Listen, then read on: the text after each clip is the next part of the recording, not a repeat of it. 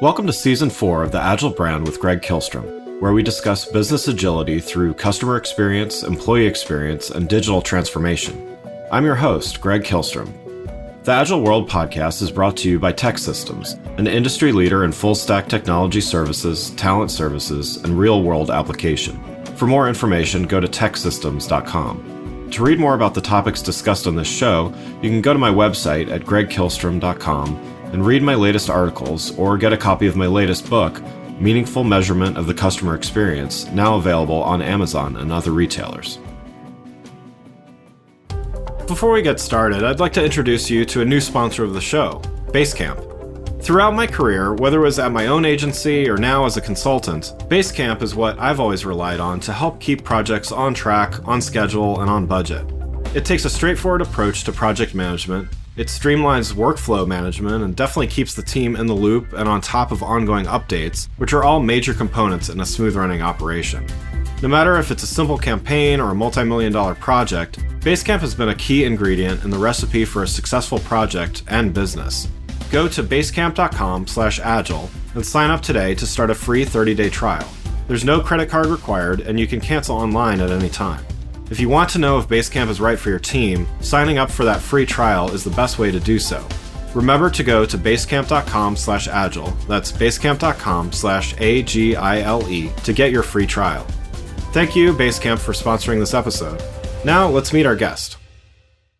My name is Greg Kihlstrom, and I'm the host of the Agile Brand podcast. Today, we're going to talk about employee engagement in a remote and hybrid world of work. To help me discuss this topic, I'd like to welcome Alexander Embiricos, CEO and co-founder of Remotion. Alexander, welcome to the show. Hello, Greg. Thank you for having me. Yeah, looking forward to talking about this subject with you. Definitely something I think we're both passionate about, so looking forward to talking about it. But first, why don't we give the audience a little bit of background on yourself, kind of what led you to found Remotion? Yeah, so I like to describe myself as a half Greek, half Malaysian who did not expect to still be living in America. And, we'll talk about Remotion and what I'm working on, but really I'm someone who cares deeply about the flexibility that you can have with remote work and believes that teams should be built from folks all around the world. My story of how I got here is I grew up in Switzerland, came to the States because I loved American airplanes and wanted to work on those. Ended up switching to software, getting a job in San Francisco, working at Dropbox. And before I knew it, I felt like I just couldn't really leave. The work was too interesting. The pay was too good. And so I found myself still in San Francisco 10 years later, finally just moved to New York a couple of years ago to experience more of the country. And ultimately, though, as I've sort of grown in this sort of professional career, I've realized, hey, a lot of the work that we do when we're on teams of knowledge workers could really benefit from working with people in all sorts of different places. And so it has been this absolutely, crazy time since the pandemic of many companies adopting remote work. And the companies that have struggled the most maybe have been teams with people who like hanging out, who like working around other people, who would never have considered remote work before the pandemic. But now that they're here are finding maybe we can be productive, but as far as relationship building, as far as engagement, that's something that's much harder remotely. Yeah. And so we started Remotion before the pandemic, trying to solve for those teams, thinking it would be, there'd be a small number of teams who like hanging out, who want to work remotely. And obviously now we're in a completely different position where the market's changed massively and everyone is trying to figure out, as hopefully the pandemic subsides, what their strategy is going to be as far as continuing to support remote work or hybrid work, or maybe making everyone go back to the office. Yeah, wonderful. A little bit about Remotion in a nutshell. We're building something called a virtual office. So if you imagine you're someone who liked the office back when you had it, but now you also really like the flexibility of remote work, a virtual office might be for you, because we try to take some of those team building benefits and some of those culture building benefits of the physical office and bring them to remote teams. Great. Yeah, no, I'm definitely looking forward to talking more about that and Remotion as well. So let's start by talking about leading a hybrid team. As you said, world of work has, some are making their way back to the office. Most have not 100% done that. And, we've got a lot of remote, pure remote work still. We've got a lot of hybrid teams and, keeping those remote employees engaged whether it's the case that you mentioned where there are people that really thrive in that in-person environment and working alongside, or they're people that didn't necessarily thrive but like the remote aspect but still need to be engaged. At this point, most leaders have been working with this hybrid or even still fully remote teams for a while now, but a lot still haven't gotten it right. So, where would you start? What would your advice be to keep these remote employees engaged when, the leaders just still haven't gotten it right? Yeah, it's a great question. And if there could just be a single takeaway in a single sentence, it would be leadership needs to be as remote as the most remote employee. So, if you're a remote company and let's say all your executives are in the office all the time and you're trying to figure out how to engage someone who never comes into the office, it's going to be really hard. Like, you can do it, but you're going to have to be doing a lot of thinking and researching and interviewing. Whereas let's say one of those executives opts to be remote as well, they're going to immediately build empathy for themselves and then for the leadership team, and you'll be able to make a lot of better decisions. So, seeing, say, like Mark Zuckerberg at Meta is planning to be remote a lot of the time, that'll definitely help Meta with, being a remote company itself. So the single biggest takeaway I have is think about how remote your most remote person is and try to have leadership build some empathy for that by doing the same thing, at least part-time. If we're going to break it down a little further, though, there are different ways to become hybrid. There's on one extreme, there are companies where everyone comes into the office. Sorry, not everyone. Everyone on a certain sub-team comes into the office. Like, let's say all sales comes into the office every day, and then all of, say, engineering or all of marketing doesn't come into the office. That's one style where it's kind of done on a per team basis. There's also other styles where maybe you're going to leave it up to employees. So you'll have some folks coming into the office if they feel like it. Maybe those are, say, younger people or new grads. And then you might have other folks who prefer to be remote, not coming into the office. And so that might be people who you hired in a different country during the pandemic, or those might be people who, say, have kids that they need to be taken care of at the same time. And so there are these different flavors of hybrid. But what we can do is we can try to break down, I think, the two key components of engagement here. There's engagement around the work, and then there is engagement around your company culture and your relationships. The work is honestly, I think, the simplest thing to think about, which is your work style needs to support the most remote person.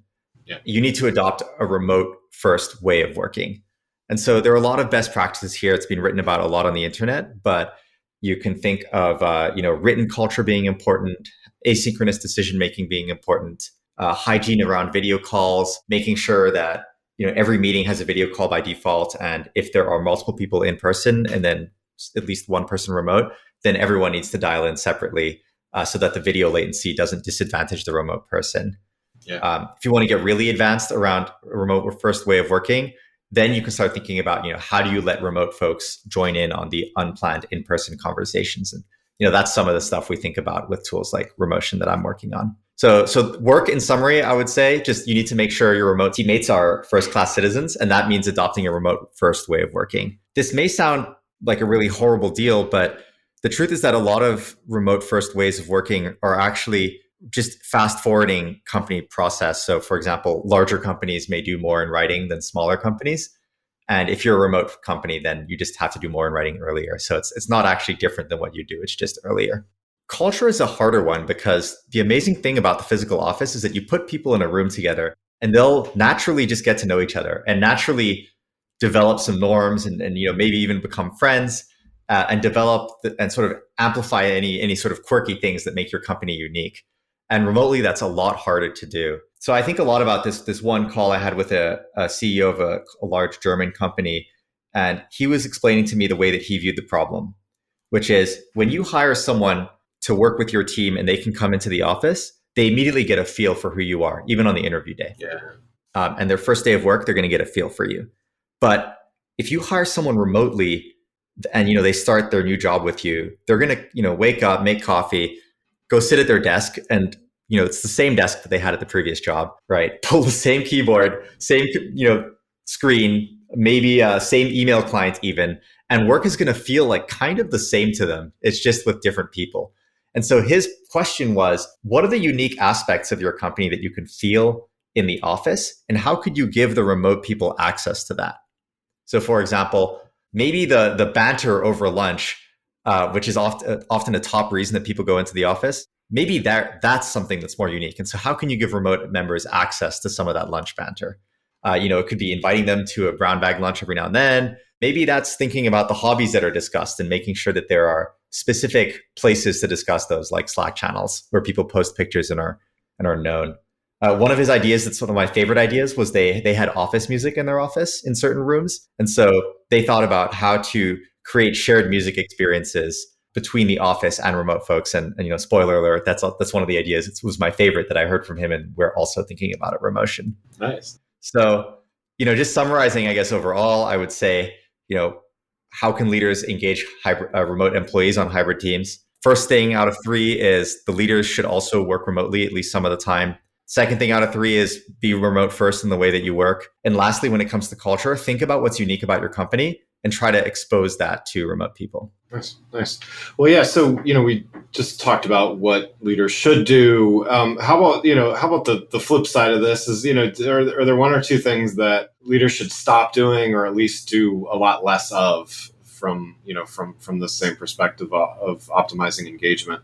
Yeah. I mean, this is interesting because before now, there actually hasn't been that much precedent for highly successful hybrid teams. Yeah. And so I suspect that this list is going to get a lot longer in the next year or 2. But if I had to start somewhere, I'd say that there is a right way of looking at hybrid work and the advantages of it. And then there's a different way, which maybe, I don't know if I can go so far as to say it's wrong, but I think that it will make it harder to engage remote employees. So here's the thing. If you're a team of people whose work is not based in physical, like you don't manufacture a physical good, you're knowledge workers. Right. I think it's important not to think of the office as a place to maximize productivity. Instead, I think you want to be thinking of the office as a way to facilitate relationship building within your team and to cater to the people who like working around other people, who like working in person. I think if you use the office as sort of a way to get more productivity out of employees, then automatically your remote teammates are going to be less engaged because they're not benefiting from those same things. And so I think you're kind of crippling yourself by leaning on the office for the wrong things. Yeah. Let's talk about how the hybrid working model can actually benefit the employee experience a little bit more here. And, so while there can be some downsides, and, you've touched on a lot of things here already, really, but, what do you see as some of the upsides of hybrid work? I mean, for me, remote work and hybrid work are all about talent. The workforce is changing. I mean, we've all obviously heard about the Great Resignation, and salaries coming up. And I think if you're a company and you want to hire the best talent, then you need to know that the best talent will often want flexibility in the way that they work. And if you want to hire them, then you've got to offer that at your company. So I think the best way to leverage hybrid work is to the best way to leverage remote work is basically to open yourself to hiring people from other places that don't live within 20 miles of you. The downside is that a lot of folks, especially say like new grads, if that's an important source of talent for you, they often want to meet in person or they want to be in big cities. And so what's really interesting about hybrid is you can actually theoretically get a best of both worlds where you're hiring people who like working in person, but you're also able to hire people from everywhere. I think those are probably the biggest upsides. Yeah. Actually, maybe to add one more, something that we're seeing more of now is that there's an interesting sort of selection bias between those 2 sets of people I just mentioned. The people who want to come into the office are often maybe a little more extroverted than the people who want to stay at home. And so if you're a team leader thinking about how to keep your team engaged, you already know that you need to lean on the extroverts to kind of be the anchors for a lot of the team conversation that happens.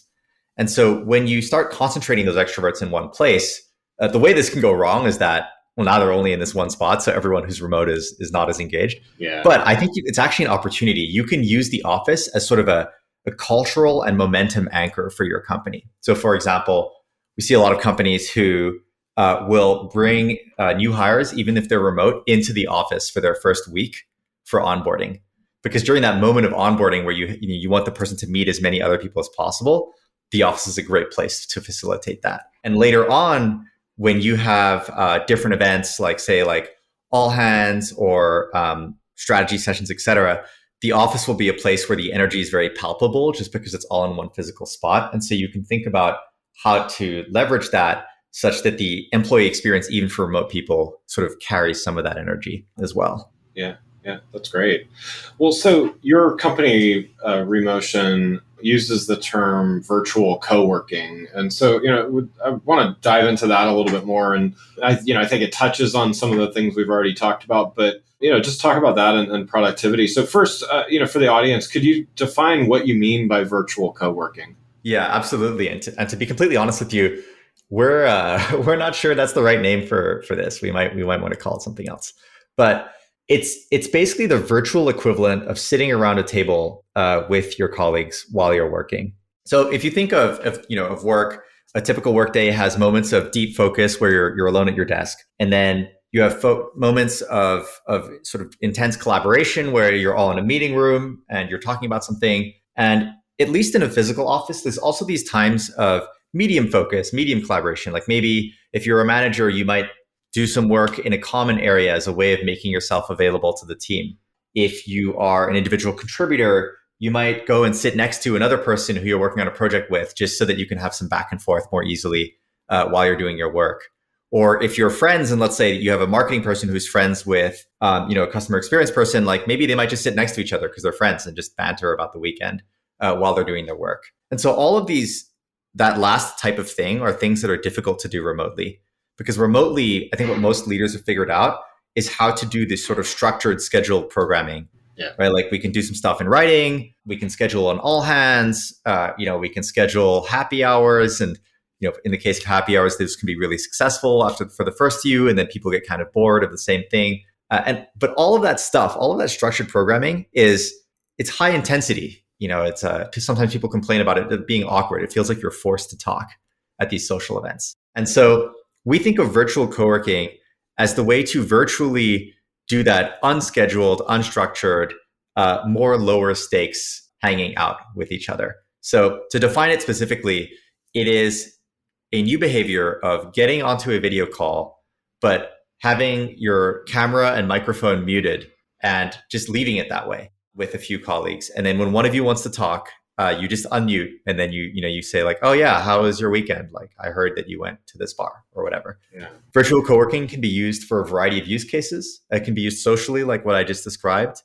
It can be used for office hours. In the case of that leader, you put yourself in the call, you let people know that you're there, and they can drop in to find you.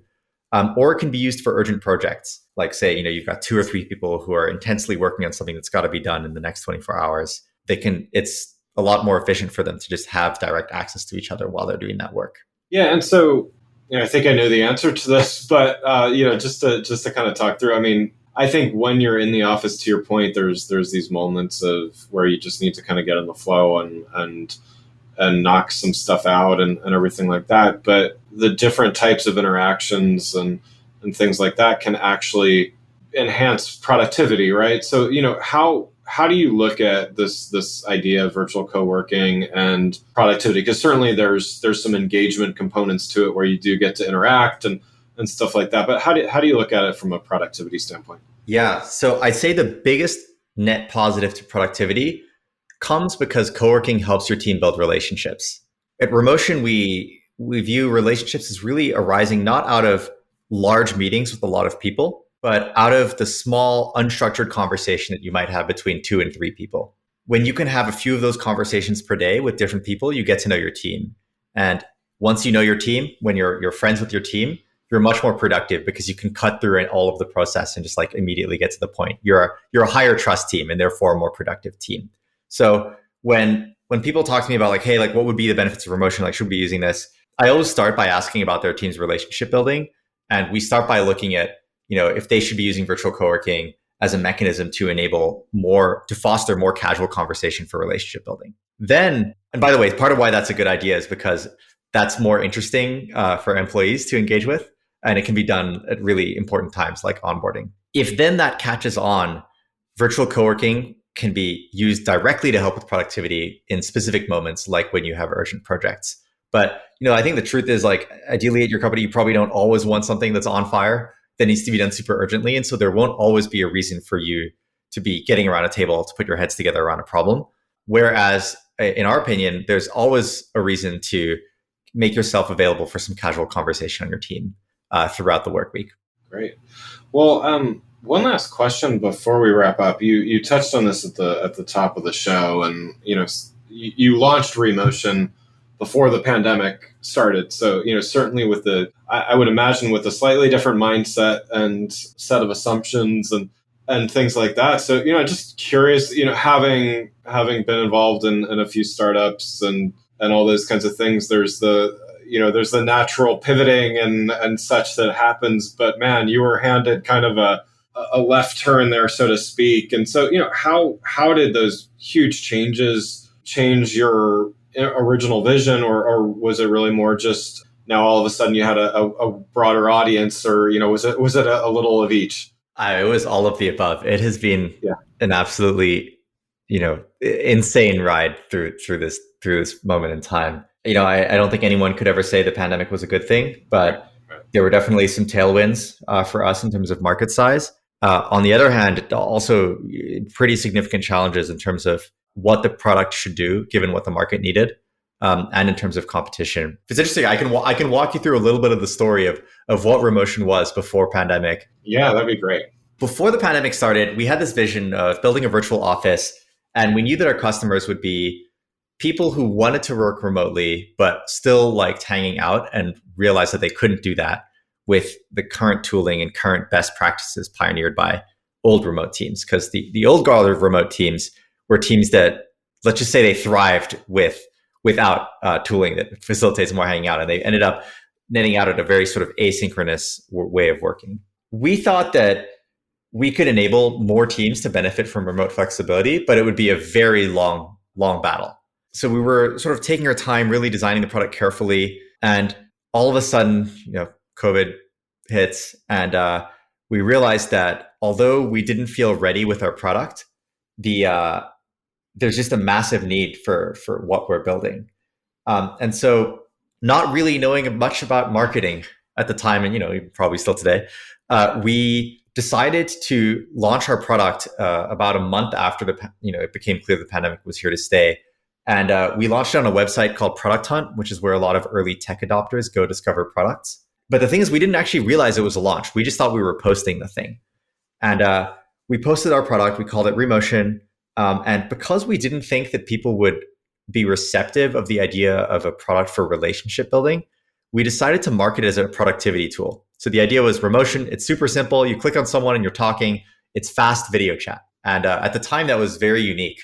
And so despite all the bugs, et cetera, in the product, we saw some interesting adoption there. And we saw that many teams adopted Remotion, but did not figure out how to use it. Typically, we would hear managers were really excited about it, but then individual contributors were a lot less engaged and didn't really want to be available with one click to anyone else on their team. So a lot of churn, but the teams that did adopt Remotion successfully saw incredible value out of it and found themselves being able to cancel a lot of 30 or 60-minute meetings and just talk in a faster, more flexible, more agile, if I'm going to use your word, nice. In a more agile way. Yeah. So that was Remotion 1.0. And on the basis of that, we raised some funding to continue pushing into this. We were pretty conservative and raised a lot of money because we weren't sure what the economy would do. So we raised $13 million from Greylock and first round at that time.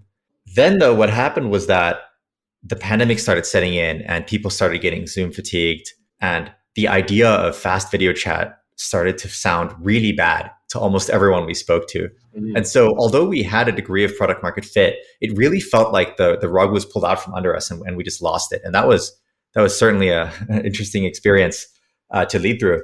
And so, we just had a website. You could come on and sign up for our product. And we started trying to ask us, what is happening? First of all, why are people not interested? That became obvious. Right. But then also, why are people still interested? Who are those people? What do they want? And when we would talk to these people who were still signing up, they would come in and we would ask them, what are you looking for? And they're like, I don't really know, but it feels like your product would bring back the office water cooler. And we'd be like, okay, that's actually not what it is, but why do you want that?